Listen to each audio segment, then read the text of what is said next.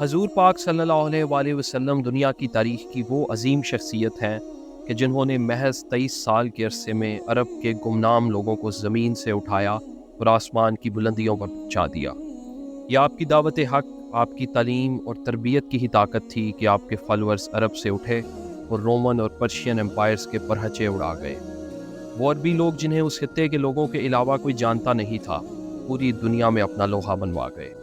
چونکہ آپ ایک زبردست لیڈر اور کمال ملٹری کمانڈر تھے، تو جب تک آپ اپنے ماننے والوں کے درمیان موجود رہے، آپ نے امت کو جوڑ کر رکھا۔ مگر ویورز، حضور پاک صلی اللہ علیہ وآلہ وسلم کے دنیا سے پردہ فرمانے کے بعد مسلمانوں میں ایک تقسیم ہوئی، اور وقت کے ساتھ ساتھ یہ تقسیم اتنی گہری ہوتی گئی کہ آج پوری دنیا کے مسلمان 2 فرقوں یا گروہوں میں بٹے ہوئے ہیں، جنہیں ہم سنی شیعہ تقسیم کہتے ہیں۔ یہ تقسیم کیوں اور کیسے ہوئی؟ اس کی سب سے بڑی وجوہات کیا تھیں؟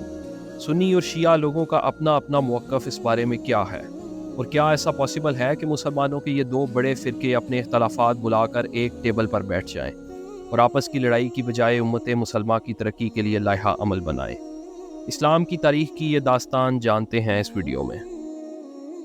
ویورز، سنی شیعہ تقسیم شروع ہوتی ہے رسول پاک صلی اللہ علیہ وآلہ وسلم کے اس دنیا سے پردہ فرمانے کے فوراً بعد، جب ایک ایسا ماحول پیدا ہو گیا جس کا شاید مسلمانوں نے سوچا بھی نہیں تھا کہ ان کے نبی اور ان کے لیڈر اب ان کے درمیان موجود نہیں ہیں۔ سقیفہ بنی سعدہ، جو کہ مدینہ کے پاس ہی ایک جگہ ہے، ادھر مسلمانوں کے گروہ نے یہ فیصلہ کیا کہ اب سے ہمارے خلیفہ حضرت ابو بکر صدیق رضی اللہ تعالیٰ عنہ ہوں گے۔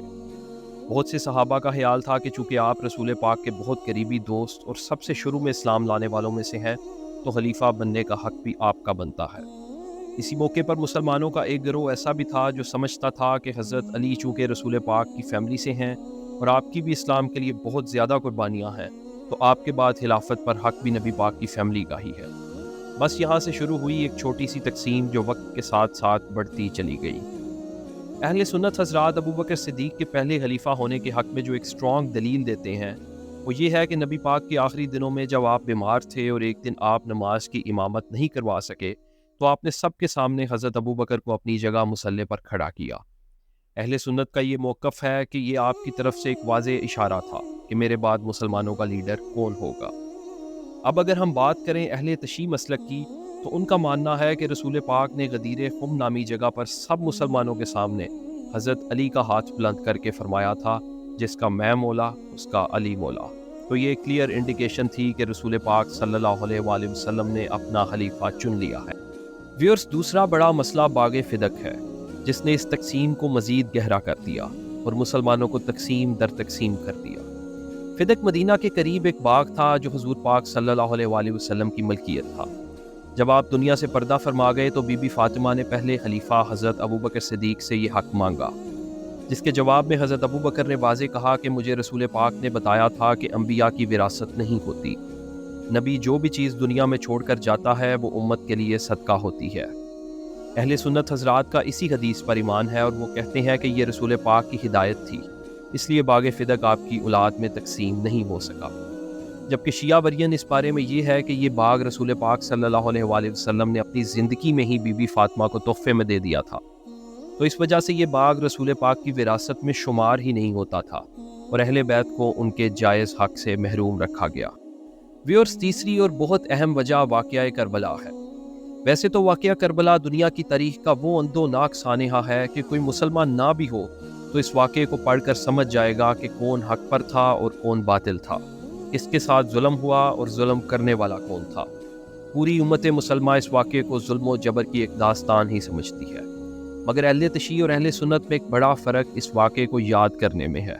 اہل تشیع کہتے ہیں کہ چونکہ یہ اتنا بڑا ظلم تھا کہ جدھر 6 ماہ کے بچے پر بھی رحم نہ کھایا گیا، اور ابھی رسول پاک کو اس دنیا سے پردہ فرمائے چند ہی سال ہوئے تھے کہ آپ کے پورے خاندان کو اس بے دردی کے ساتھ شہید کر دیا گیا، تو اس واقعے پر رسمی دکھ سکھ نہیں کیا جا سکتا۔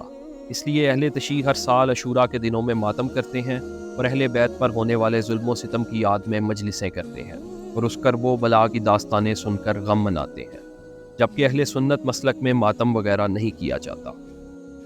اب بڑھتے ہیں چوتھے اور ایک اور اہم ڈیفرنس کی طرف، جو کہ بیسیکلی ایک نظریاتی فرق ہے۔ یہ فرق ہے امامت اور خلافت کا۔ شیعہ مسلک کے مطابق مسلمانوں کی قیادت کا حق امام کو ہوتا ہے، جو کہ اللہ کی طرف سے مقرر کیے جاتے ہیں۔ اس طرح پہلے امام مولا علی ہیں اور ان کے بعد امام حسن، امام حسین، اور اس طرح یہ ٹوٹل 12 امام ہیں۔ جبکہ سنی مسلک خلافت کا قائل ہے۔ اس کا مطلب کہ ایک ایسا خلیفہ جو اللہ کی طرف سے تو مقرر نہیں ہے مگر دنیا کے تمام معاملات اس کے انڈر ہوتے ہیں، جیسے کہ پہلے 4 خلیفہ حضرت ابوبکر صدیق، حضرت عمر، حضرت عثمان اور حضرت علی رضی اللہ تعالیٰ عنہ ہیں۔ تو ویورز، یہ ہیں وہ 4 بڑی نظریاتی وجوہات جن کی وجہ سے اسلام میں شیعہ سنی تقسیم گہری در گہری ہوتی گئی۔ اس تقسیم نے اسلام اور مسلمانوں کو بہت نقصان پہنچایا ہے، کیونکہ وقت گزرنے کے ساتھ ساتھ مسلمان جن کا کام پوری دنیا میں اپنا پیغام پھیلانا تھا، اندرونی مسائل کی وجہ سے آپس میں لڑنے جھگڑنے لگے۔ اس بات میں کوئی شک نہیں کہ اختلافات موجود ہیں، مگر ان کی موجودگی میں کو ایگزسٹ کیا جا سکتا ہے۔ سب سے زیادہ ذمہ داری دونوں طرف کے علماء پر عائد ہوتی ہے کہ وہ اس مشن کو آگے بڑھائیں اور لوگوں کو ایک جھنڈے تلے لا کر آگے بڑھنے کی بات کریں۔ یہی ایک طریقہ ہے دنیا اور آخرت میں آگے بڑھنے کا۔ آپ اسلام کی اس تقسیم پر کیا رائے رکھتے ہیں؟ ہمیں کامنٹس کے ذریعے ضرور بتائیے گا۔ اس طرح کی مزید ہسٹوریکل ویڈیوز کے لیے ہمارا چینل ضرور سبسکرائب کریں۔